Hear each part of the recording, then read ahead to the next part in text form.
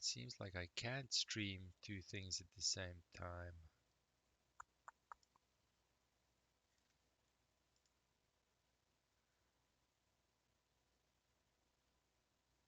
Oh no, it's just slow. Okay. So it might be a disaster, but I want to test.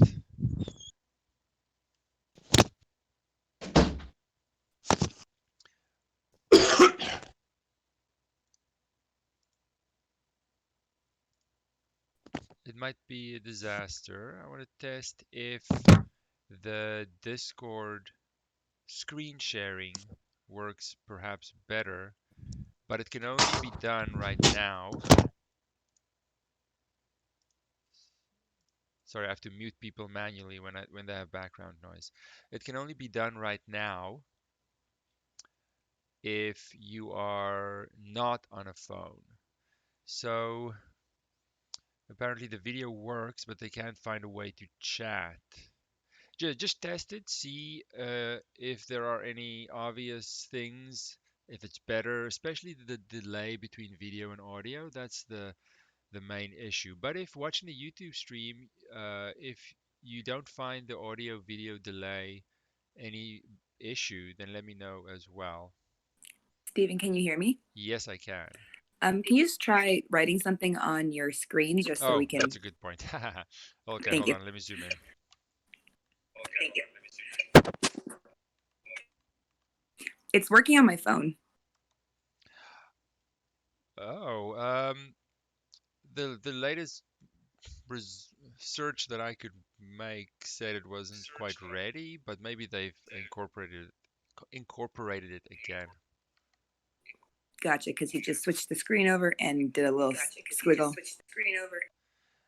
I'm not sure how easy it would be to see the chat and the video, but oh, that's good to know. I'd ideally not want to use YouTube because of that delay. I'm just going to write some numbers down in exactly the same time as I'm speaking them.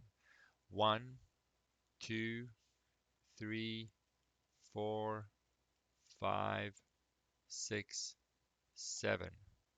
Yep. So I saw all of that in the same time, and I can just switch back and forth on my phone, swiping back and forth between the chat and that live stream. So Okay, it can work what on kind of phones. phone do you have? It's an iPhone 10. Okay, so we know it works on iPhones then. Okay, good.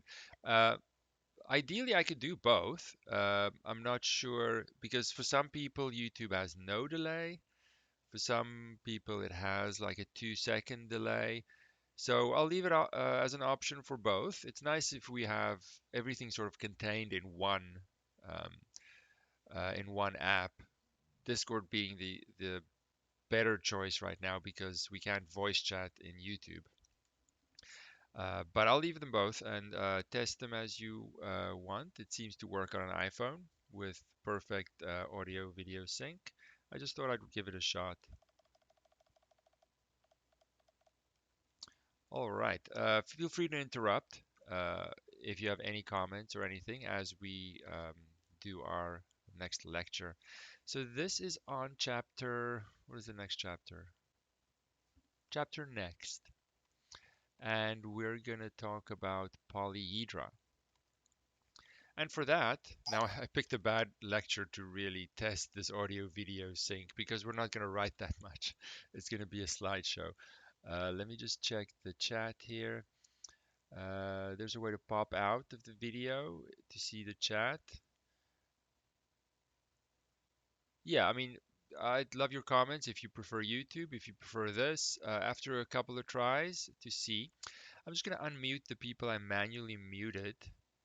I mean, we don't want to hear Steve anyway, but it's probably rude to do that. I'm not sure if I mute someone, then they have the option to unmute themselves. I'm not sure. I just heard some background noise, so I did it manually. Uh, okay, Polyhedra. That is our next chapter. I apparently can't get out of this. There we go. Let's go full screen. Because why not? So sit back and listen to the next chapter. All of this is, of course, in the book as well, so there's no need to scramble taking notes, but there's going to be a video as well, so it's all good. So we are going to work with three-dimensional shapes eventually, and you might see in other books or other videos the word convex, its opposite being concave, which is less used. We're only going to, essentially what it means is we are only going to look at the simplest kind of shape, sort of roundish, bulging shapes, no indentations. There is a more formal definition, but if you just think of sort of a roundish shape instead of having indentations, having having these indentations makes things much more complicated. So we call the shape convex if it has this roundish, bulging shape, instead of us worrying about a formal definition which we'll never use. So please feel free to interrupt me if I went too fast or anything. I'm relying on your feedback to make this as good as possible.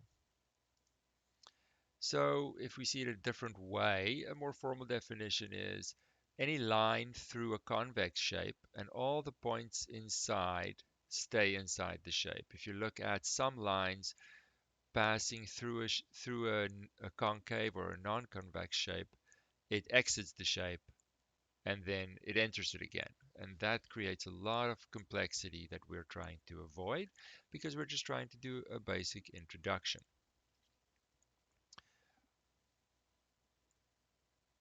And most of all the regular polygons that we've looked at, as well as circular oval shapes and things like that, have this convex property. So it's maybe something you don't think about, but as we come up with properties of these three-dimensional shapes, it might be tempting to think that, oh, this works for anything. But that's not the case. There are much more complicated things out there that we are avoiding on purpose. So when it comes to three dimensions, we're still thinking of this bulging shape, sort of ball-like, instead of more complicated shapes which do exist, convex shapes.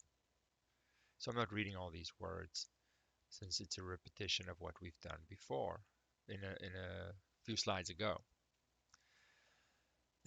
And again, we have this line that gives us a more formal definition, but if you have a basic idea of what we mean, then it's never going to be an issue. So when we now cross from two-dimensional polygons, where we had edges and vertices, to three-dimensional shapes, sort of the three-dimensional extension from a polygon, we now have to get our terminology straight. We have the corner points, which are called vertices. We have our edges and we have our faces. So a face is obvious, it's the flat side, which is going to be a polygon for us. And an edge is where two faces come together. And a vertex is where multiple faces come together in their original corner points, making a corner point, or more officially, a vertex of the three-dimensional shape. So when we have these three-dimensional shapes, they're faces made up of polygons. We call them, well, we call a single shape like that a polyhedron, three-dimensional shape. Poly, like in polygon, meaning many, and in this case, many faces. The plural, if I have multiple shapes, then the plural is polyhedra. So we're looking at these three-dimensional shapes made up of polygons in their faces, polyhedra. And of course, I have a cube that we are all familiar with, the faces being squares.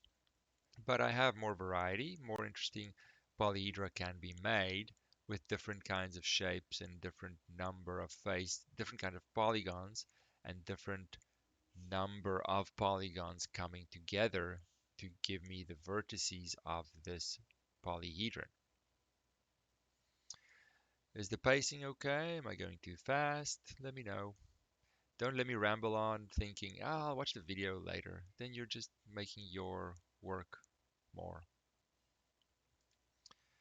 So, one way to view a polyhedron is by way of a net. Now, nets are actually in the elementary school curriculum, grade four-ish maybe.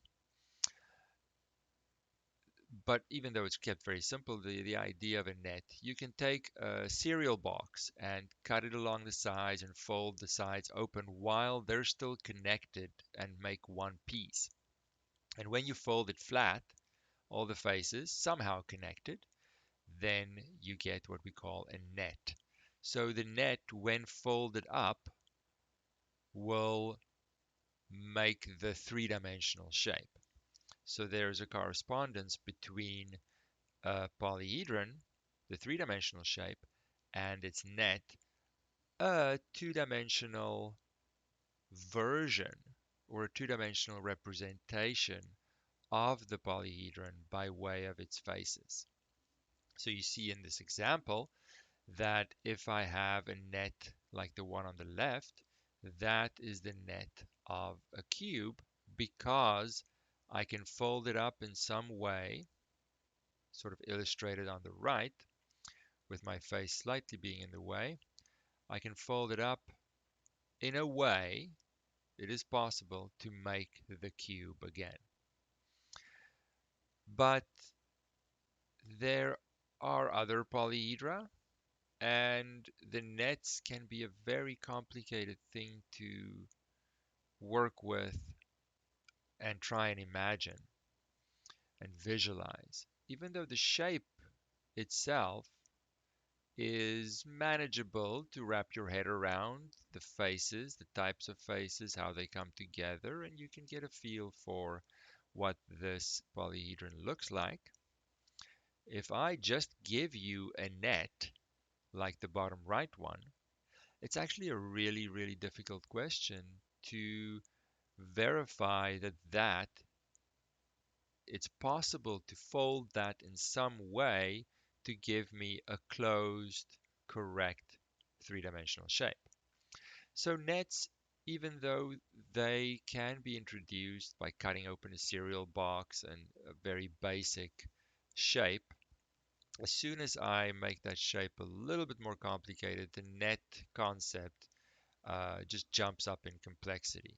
So we want to be aware of nets, but we're not going to go crazy with that at all because it's very tricky to try and verify if given what looks like a net, is it actually going to produce a three-dimensional shape with no gaps or anything perfectly?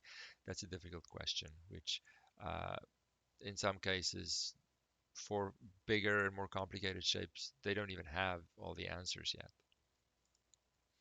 If I go back to my cube, if you remember this guy, this version, this net on the left, will produce a cube. So this is the net, this is a net of the cube. But there are others. There are actually a good number of them. There are actually 11 different nets that will result in the cube. Now it takes some time for some of them to imagine how you could fold it. If I take the left one, then I can fold up the left and right side of this T-shaped net and then sort of loop the long one around, and we can imagine that I will get my cube. But each of these nets are different. They're connected in a different way. They're still individually, they're one piece, and there is a way to fold each one of them to give me a cube. And the question of, well, if I look at this polyhedron? How many different nets does it have? Those questions are incredibly difficult and not even completely known in many cases. So if we stick to something like a cube, I think the net concept is manageable just because the word, that concept does appear in the curriculum, but only in this rectangular cube-like case. Anything fancier, and we do not need to be concerned. So the question here is really just, can you make a net of the cube? You don't have to memorize all of these at all. Can you make one, maybe two? Can you make two of them? Two different ones. Not can you list them all? That is not the question at all.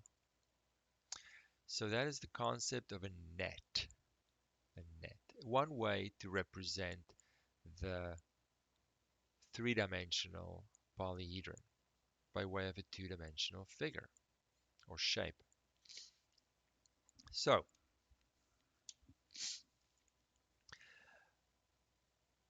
just like in the case of tessellations, we want to look at the simplest shapes possible.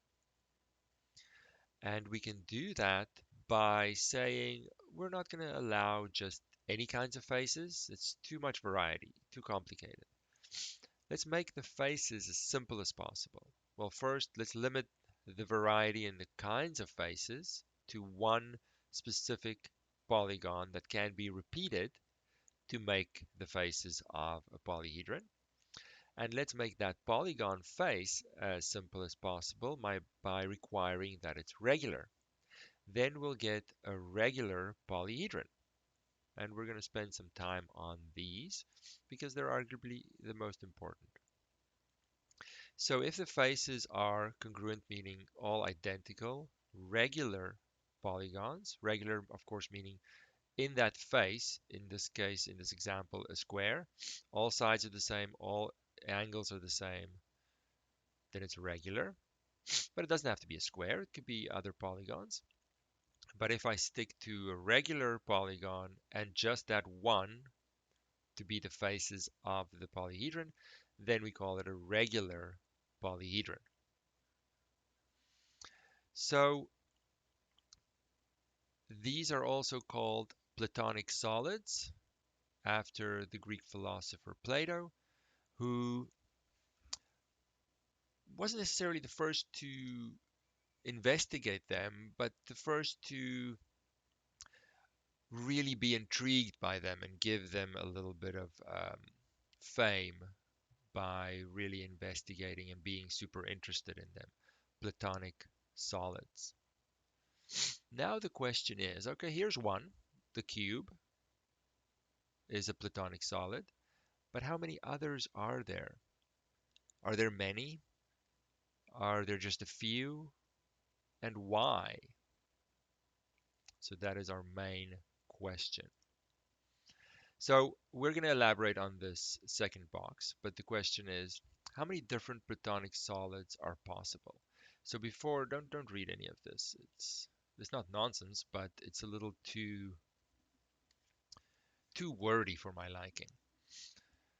It's a little too wordy. So let's think of the cube because it's an easy one. And let's draw a cube. So one thing that I want to be able to do is draw a rough sketch of this three-dimensional shape. And I'm drawing it on a two-dimensional surface. So this is another way to represent my three-dimensional object by way of a two-dimensional sketch trying to represent its three-dimensional properties by way of the dotted lines and so on. So we're all fairly happy with the cube. Now let's see what happens around a vertex. If I now cut it along this edge and I fold it open, just around that vertex, of course other things, in the net, what is that going to look like? Well, if I fold it open, I'm going to get a square face at the top. I'm going to get this front one over here, and I'm going to get the side one over here. And there's a gap when I fold it open. The gap is very important because I need that gap in the net. Of course, there's more here, right? Depending on which net I'm going to look at, there's more stuff in the net. That is just around, where's my cursor? There it is. Around this vertex, being this one in the cube. I'm going to focus on what happens in the net with that vertex. I need that gap there because when I fold the net, that gap is going to sort of close up as I glue. Let's make color. Color is always nice.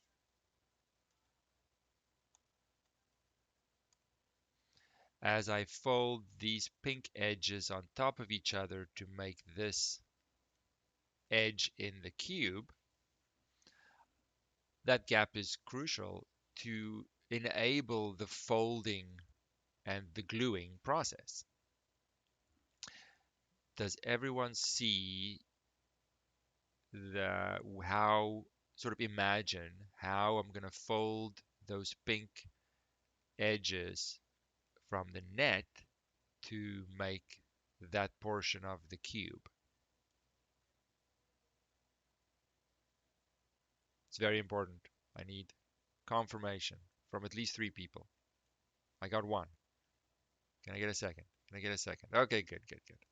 It's hard because we're not together. I would take a physical paper and fold it. So we have to rely on our imagination a little bit more. So I need this gap. If I didn't have a gap, then it would fold over itself and not be a correct net, giving me a correct shape. So I need that gap.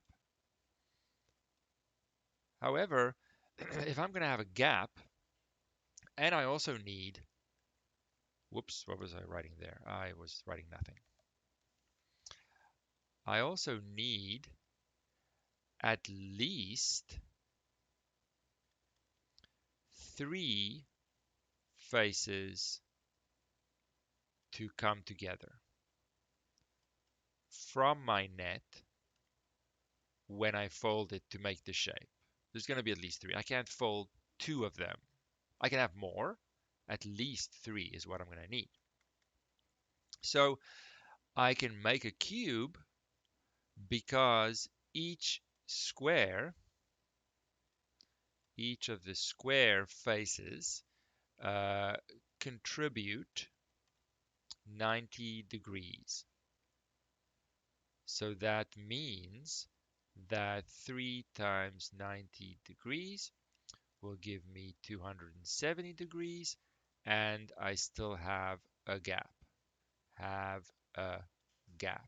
It doesn't really matter the size of that gap. The point is I need a gap. We're only because in a regular polyhedron, all things are the same. All the faces are the same. All the edges are the same. All the vertices are the same. It is very similar to the tessellation, to the regular tessellation issue, where if I look at this front black dot vertex, it has 3 square faces coming together, 3 edges coming out of it. It's exactly the same properties as any other vertex of the cube. There's no special corner point. They're all exactly the same.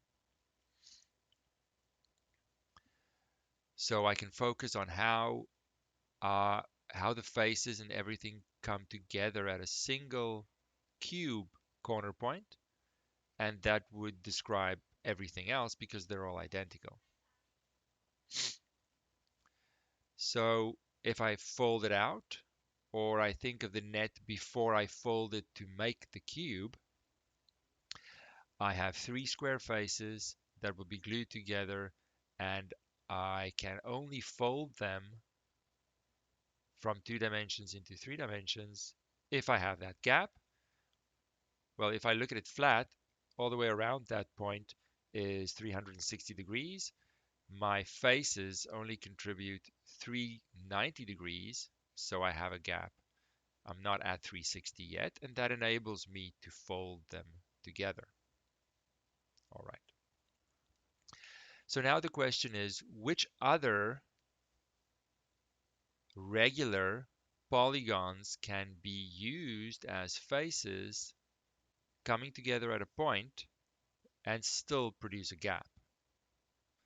So which other regular polygons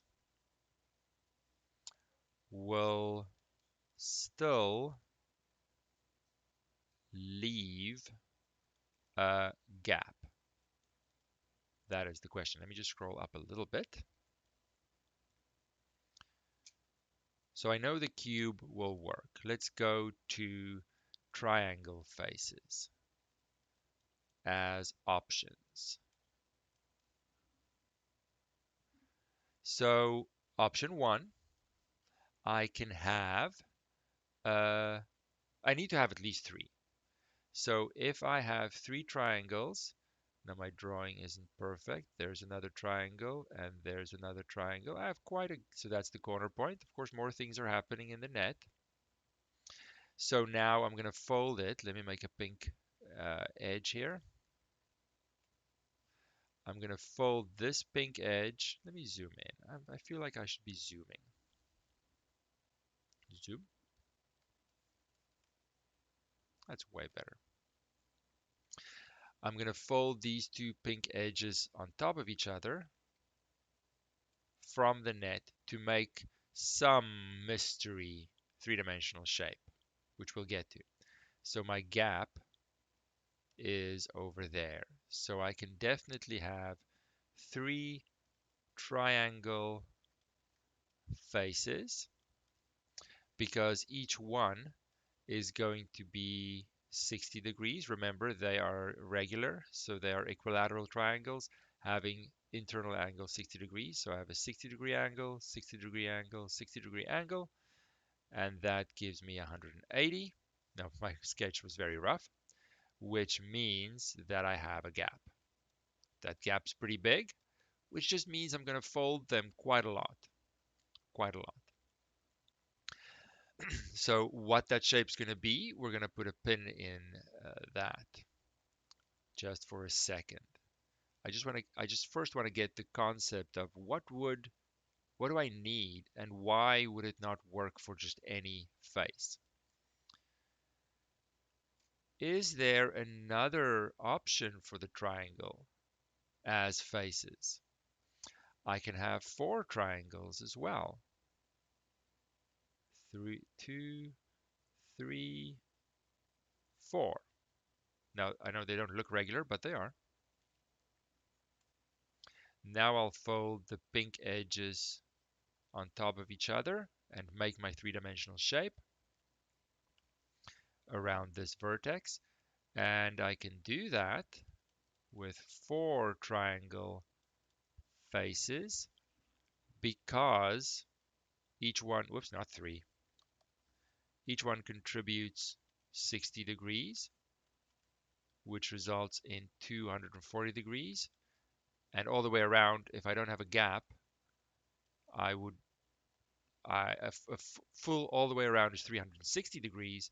So I'm not at 360 and I do have a gap that will enable me to make a three-dimensional shape. Can I do more with triangles? Now, what that shape looks like, I know we're not doing that yet. I'll, I'll zoom out. No, I'll just scroll up. I can have five triangle faces.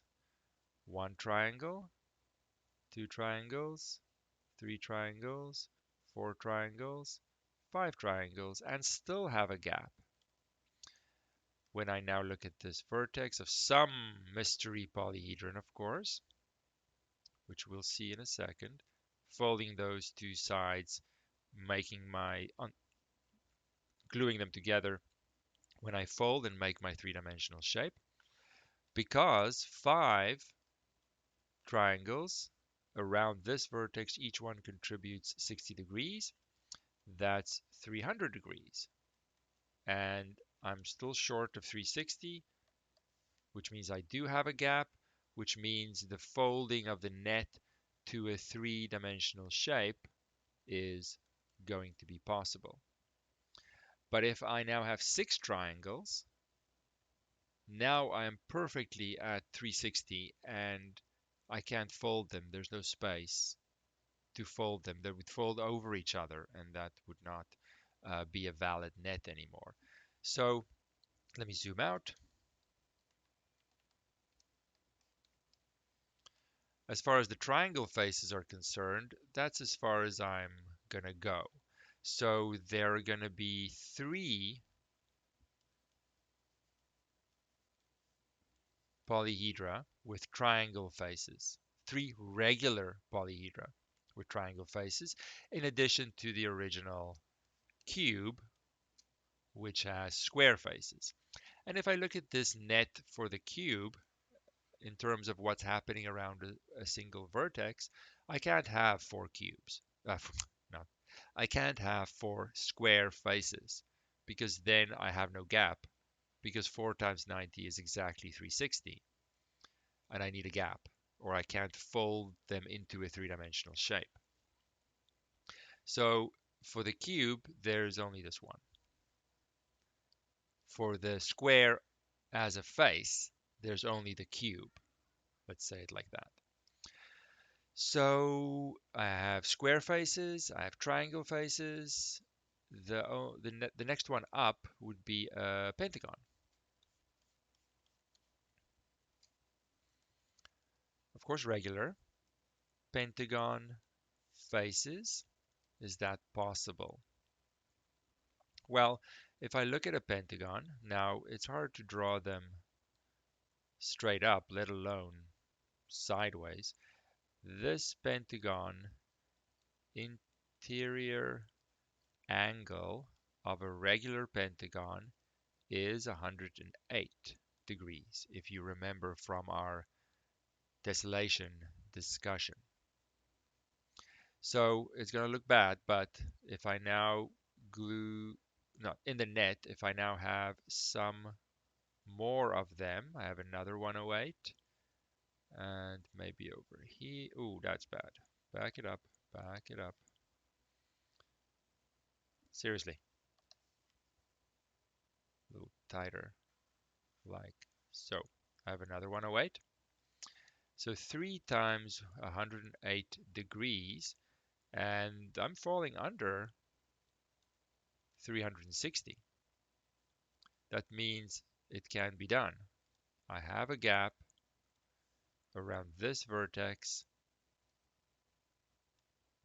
when I fold it and glue those pink sides to make an edge of the polyhedron. I have my gap making that possible. So yes, there's going to be only one, right? That gap is too small. I don't have space for another 108 because as soon as I go at or above 360, I can't fold this anymore. So there's going to be one. What does that shape look like? Well, we're going to see in a second. But I've looked at triangle faces. There are square faces. There are there are now a pentagon face option as well. Hexagon faces.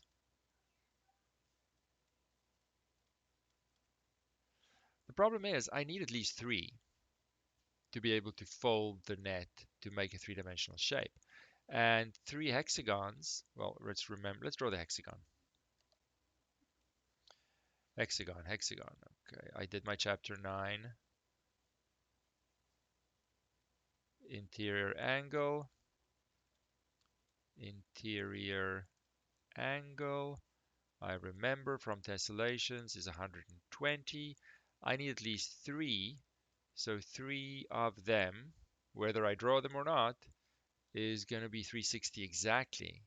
So I don't have any gap. No gap, sad face. So it's not going to work, unfortunately. And any larger polygons will have interior angles even bigger. Look back at that table that we made all the way to 12. The angles, the interior angles just get bigger and bigger and bigger. So if I'm going to need 3, there's no way I could get under 360 with those as the face options. So that is going to be it. There are only 5 options.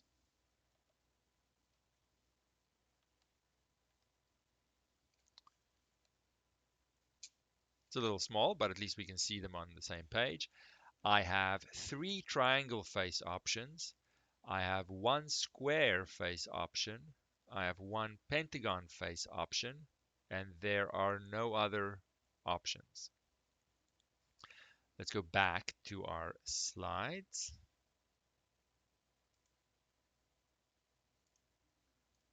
So this let's think portion is just a more abbreviated version, but there are our 5 platonic solids. Let me see if I can zoom in on this because I know I'm behind. I'm in front of some of the drawings.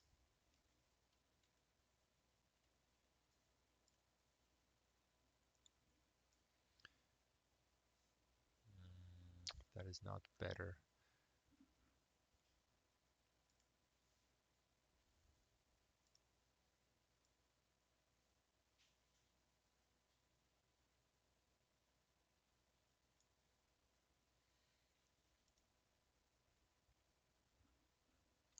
Problem solved.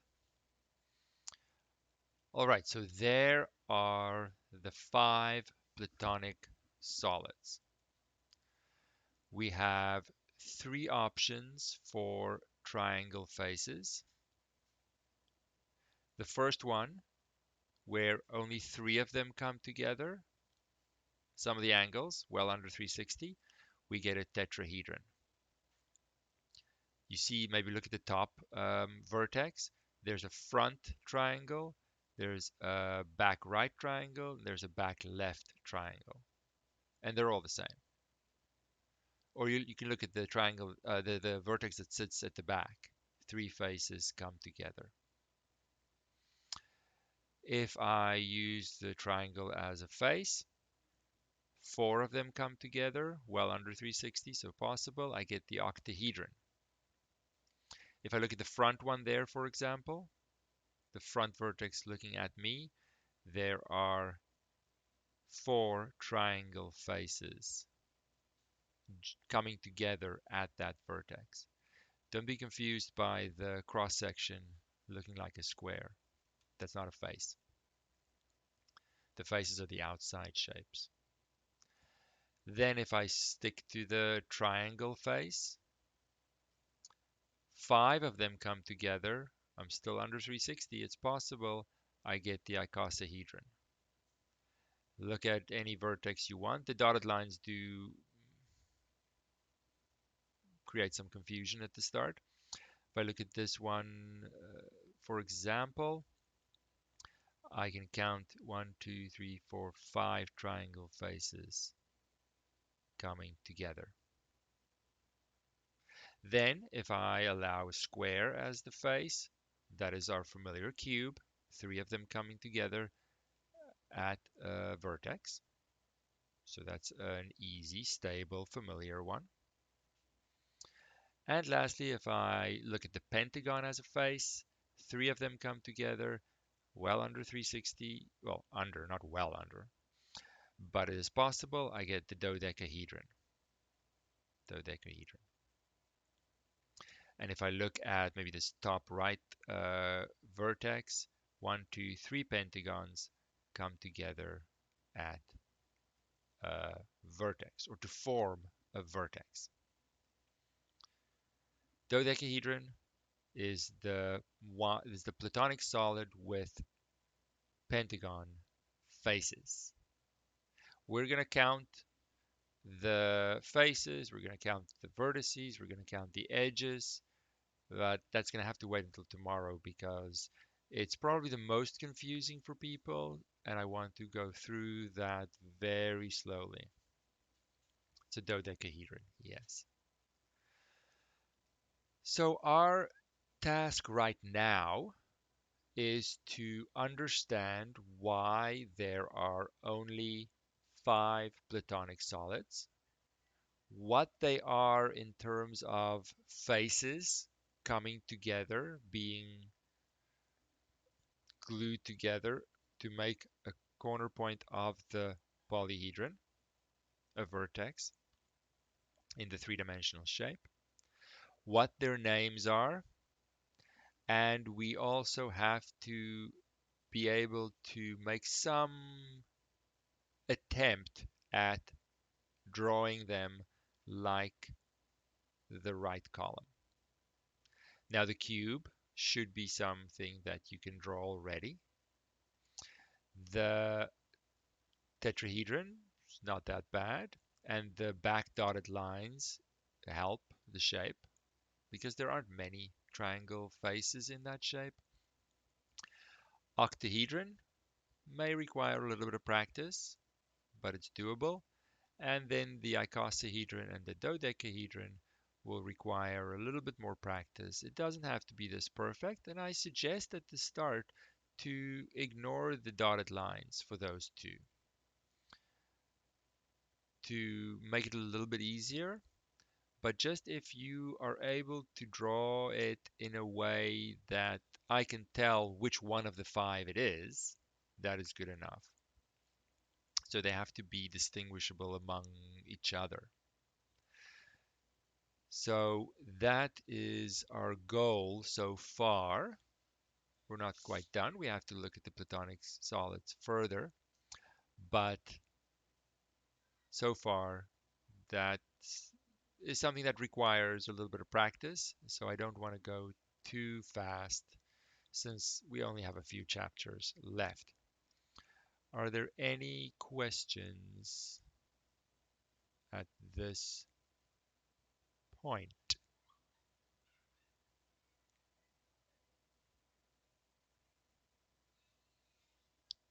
Is anyone still listening? Okay, good, good. So, like always, our second hour is office hours. You can ask questions about this or anything else. Use it as you want, but we're going to have to pause the lecture here and pick up with platonic solids tomorrow. Yes, the icosahedron and the dodecahedron is going to require a little bit of practice. It doesn't have to be perfect. Mine certainly um, won't be either, but only two of the five need a fair bit of practice. It's uh, it's certainly doable. So come up with your strategy for how to draw it, and then tomorrow, if you're still not sure, I can start by giving you a hint of how I would do it, but it doesn't have to look perfect in any way. Well, yeah, you can copy and paste, but in a quiz or a final exam, you're going to have to draw it by hand. Although, yeah, I'm going to know if you did it another way. It's going to look too perfect. So we actually want some imperfections. Some imperfections verify that you actually did it. So you don't want to be too perfect. All right, I'm still going to be here, but I'll just end the stream for the lecture portion so that on YouTube, if anyone watches it, it doesn't have random ramblings attached at the end.